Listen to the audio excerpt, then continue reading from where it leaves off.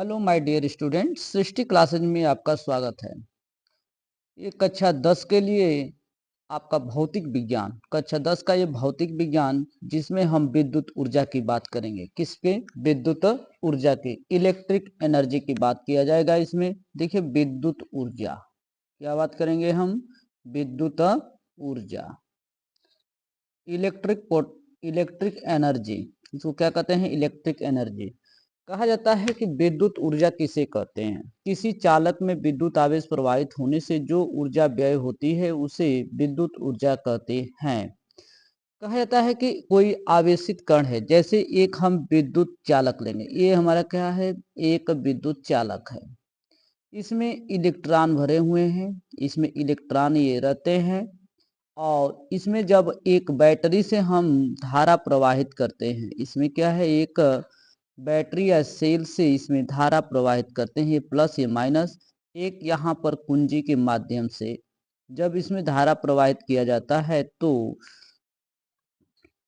इसमें आवेश प्रवाह होते हैं। इसमें क्या प्रवाह होते हैं? आवेश प्रवाह होते हैं। जो बिंदु ए है और ये बिंदु बी है, जब बिंदु ए से बिंदु बी तक जितने आवेश प्रवाह होने में जो व्यय होता है उसी को हम कहते हैं विद्युत ऊर्जा। ये हमारे क्या है? आवेश प्रवाह हो रहे हैं, यानी कि एक बिंदु से दूसरे बिंदु तक जाने में इसमें से आवेश में जितनी ऊर्जा व्यय होती है उसी को कहते हैं विद्युत ऊर्जा। ये आवेश प्रवाह हो रहे हैं, इसमें विद्यमान है इलेक्ट्रॉन। क्या विद्यमान है? इलेक्ट्रॉन। और इलेक्ट्रॉन, और ये सेल है, ये क्या है? चालक हैं। ये क्या है? चालक हैं। और इसमें इलेक्ट्रॉन प्रवाह है। क्या है? इलेक्ट्रॉन प्रवाह है। इलेक्ट्रॉन प्रवाह, इलेक्ट्रॉन प्रवाह है। तो अब इसमें कहा जा रहा है कि आवेशित कणों जैसे इलेक्ट्रॉन के चालक के माध्यम से प्रवाहित होने से उत्पन्न होने वाली ऊर्जा को वैद्युत ऊर्जा कहते हैं, जिसे W से प्रदर्शित करते हैं। तो इसमें कहा जाता है कि यदि किसी चालक के सिरों के बीच का विभवांतर, यानी कि चालक के सिरों के बीच का विभवांतर कैपिटल V तथा उसमें प्रवाहित आवेश Q, आवेश प्रवाहित Q को चालक के एक सिरे से दूसरे सिरे तक ले जाने में किया गया कार्य या व्यय विद्युत ऊर्जा W बराबर V इंटू क्यू होता है। क्या होता है? V इंटू क्यू होता है। इसी को इक्वेशन नंबर 1 मानते हैं। तो इसी चीज को हम एक अच्छे तरीके से हम लोग पढ़ेंगे, और आप जो है नोट्स बनाते जाइएगा, और ये कक्षा 10 के बोर्ड एग्जाम के लिए बहुत ही इम्पोर्टेंट है। देखिए आपको दिया गया है ये विद्युत ऊर्जा। क्या है? विद्युत ऊर्जा, इलेक्ट्रिक पोटेंशियल। मैंने कहा कि एक चालक है, चालक में इसमें इलेक्ट्रॉन है, और इलेक्ट्रॉन जो है आवेश के विपरीत दिशा में चलते हैं। जब यहाँ से एक सेल से हम इसमें धारा प्रवाहित करते हैं तो इलेक्ट्रॉन के आवेश के इलेक्ट्रॉन विपरीत दिशा में गति करने लगते हैं। ये चालक हो गया, आवेश प्रवाह हो गया, इलेक्ट्रॉन हो गया, और एक सिरे से दूसरे सिरे यानी कि दोनों सिरों के मध्य वैद्युत विभवांतर होता है, और इसमें एक लगा हुआ कुंजी है। इसी को कहा जाता है कि आवेशित कणों जैसे इलेक्ट्रॉनों के कंडक्टर चालक के माध्यम से प्रवाहित होने से उत्पन्न होने वाली ऊर्जा को वैद्युत ऊर्जा कहते हैं। इसे कैपिटल W से प्रदर्शित करते हैं। या कहा जाता है कि किसी चालक में विद्युत आवेश प्रवाहित होने से जो ऊर्जा व्यय होती है उसे विद्युत ऊर्जा कहते हैं। उसे क्या कहते हैं? उसे विद्युत ऊर्जा कहते हैं। यदि अब कहा जाएगा इसका फार्मूला कैसे बनता है? एक से यदि किसी चालक के सिरों के बीच विभवांतर कैपिटल V हो तो Q कूलाम आवेश को चालक के एक सिरे से दूसरे सिरे तक ले जाने में किया गया कार्य व्यय विद्युत ऊर्जा, यानी कि W बराबर V इंटू क्यू हो जाएगा। इक्वेशन नंबर 1 हो जाएगा। एसआई पदों में इसका मात्रक जूल होता है। एसआई पद्धति में क्या होता है? इसका मात्रक जूल होता है। एसआई पद्धति में मात्रक क्या हो जाएगा? जूल हो जाएगा। अब कह रहा है कि अब इसी को हमें पढ़ना है। कह रहा है कि इसी के रूप में पढ़ेंगे हम विभवांतर व धारा के पदों में। कहा जाता है कि इसको पढ़ेंगे, पहला पॉइंट पढ़ा जाएगा विभवांतर व धारा के पदों में। विभवांतर व धारा के पदों में, धारा के पदों में। तो अब विभवांतर व धारा के पदों में कहा जाता है, तो कहा जा रहा है कि इसमें कि यदि किसी चालक के सिरों के बीच का विभवांतर कैपिटल भी तथा उसमें बहने वाली धारा कैपिटल आई की धारा, एम्पियर की धारा टी सेकेंड के लिए प्रवाहित की जाती है, तो चालक में प्रवाहित आवेश, आवेश बराबर क्यू बराबर आपने पढ़ा है आई टी, समीकरण नंबर 1 कितना हो जाएगा, 2 हो जाएगा। अब यही समीकरण 2 का मान समीकरण नंबर 1 में रखा जाएगा, तो यही मिल जाएगा डब्ल्यू बराबर वी आई टी मिल जाता है। यह इक्वेशन नंबर आपका 3rd हो जाता है। यह किस पदों में है, विभवांतर व धारा के पदों में है।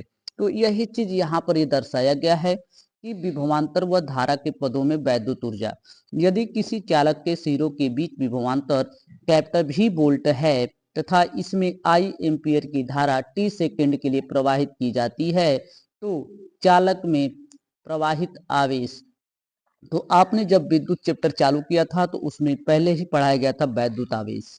तो एक चालक है जिसके दोनों सिरों के बीच का विभवांतर कैपिटल भी है और उसमें कैपिटल आई एम्पियर की धारा प्रवाहित हो रही है और टी सेकेंड के लिए प्रवाहित की जाती है, तो उसमें कुल प्रवाहित आवेश का मान Q बराबर आई टी सूत्र हो जाता है, इक्वेशन नंबर 2 हो जाएगा।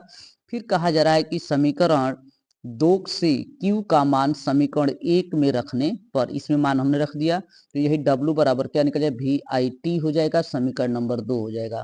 क्या हो जाएगा, यही हो जाएगा आपका समीकरण 2 में मान रखा गया।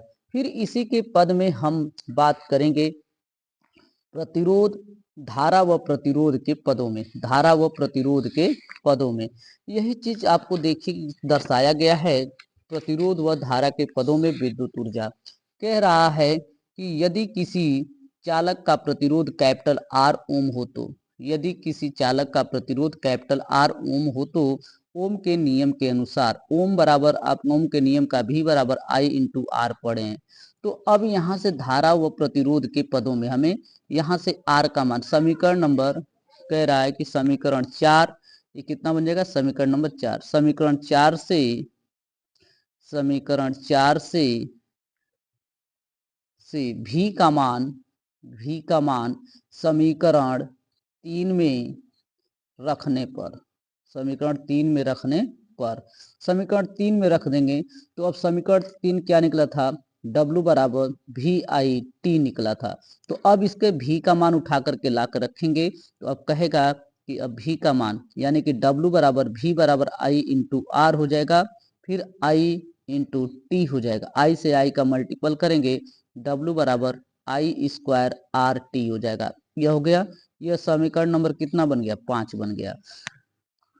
अब फिर कह रहा है कि आगे कि अब हम पढ़ेंगे इसमें विभवांतर व प्रतिरोध के पदों में विद्युत ऊर्जा। क्या पढ़ेंगे, विभवांतर व प्रतिरोध के पदों में विद्युत ऊर्जा, विभवांतर व, देखिए यही मैंने आपको सिद्ध किया था कि यदि किसी चालक का प्रतिरोध कैपिटल आर हो तो ओम के नियम के अनुसार भी बराबर आई इंटू आर हो जाएगा, समीकरण नंबर 4, समीकरण 4 से भी का मान समीकरण नंबर 3 में रखने पर W बराबर I R into I T हो गया, आई से आई मल्टीपल हो गया, W बराबर आई स्क्वायर आर टी हो गया, इक्वेशन नंबर आपका हो गया 5।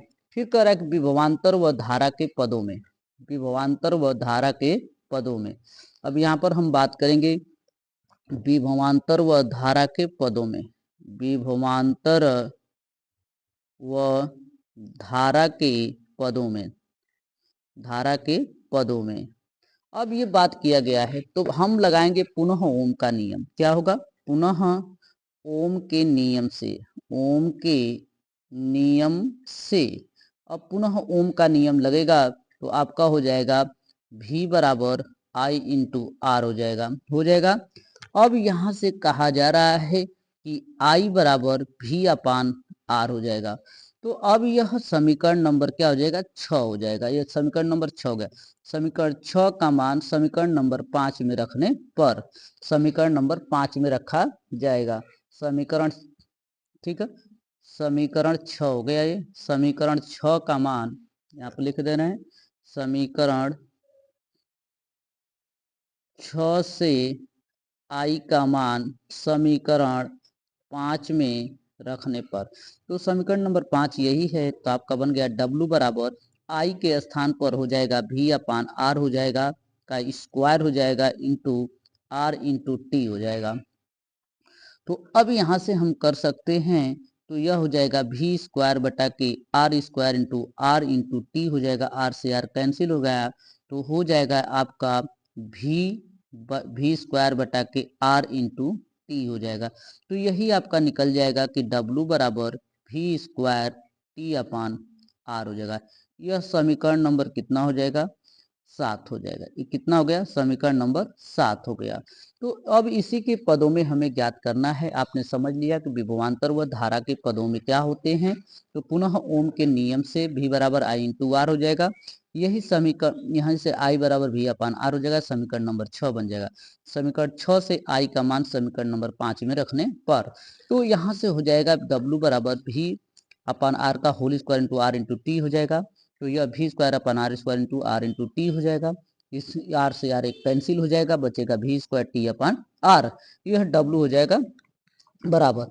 इसी के पदों में यहाँ पर मैंने सिद्ध किया है, इसको देख लीजिए बहुत बढ़िया से। तो अब कह रहा है कि विभवांतर व प्रतिरोध के पदों में विद्युत ऊर्जा पुनः ओम के नियम के अनुसार I बराबर V अपन आर। समीकरण नंबर कितना हो गया? 6 हो गया। अब समीकरण 6 से I का मान समीकरण नंबर 5 में रखने पर, तो आपने W बराबर I के स्थान पर रखा जाएगा V अपान आर का whole square into R into T हो जाएगा। फिर यह W बराबर V square upon R square into R into T, एक आर से एक आर कैंसिल हो गया, तो बच गया W बराबर V square T upon R हो जाएगा। समीकरण नंबर 7 हो गया। तो अब यही समीकरण 3, 5 और 7 तो हम कह सकते हैं व्यय विद्युत ऊर्जा W बराबर VIT बराबर I स्क्वायर आर टी बराबर V square T upon R. यह सभी एक दूसरे के क्या होते हैं? बराबर होते हैं। और इन सभी का मात्रक जो है जूल होता है। इन सभी का मात्रक क्या होता है? जूल होता है। अब हम इसी के बात करेंगे विद्युत सामर्थ्य अथवा शक्ति की बात करेंगे। विद्युत सामर्थ्य अथवा शक्ति।